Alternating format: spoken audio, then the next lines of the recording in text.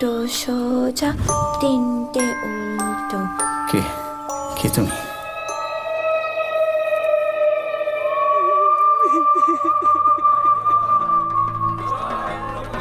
আচ্ছা, এই বুনোমা কোন গডেস? Local goddess. গায়ের লোকে বলে এ গায়ে যারা অপঘাতে মরেছে তাদের মধ্যে কেউ একজন ফিরে আসবে। রূপকথা, তুই কি করছিস? মারলে কেন আমায়? রূপকথা, অপরাজিতা, মারনি আমায়। ভুল করে ফেলেছি আমি। অপরাজিতা ভিনদেশী গ্রামের এক অপরূপা গৃহিণী।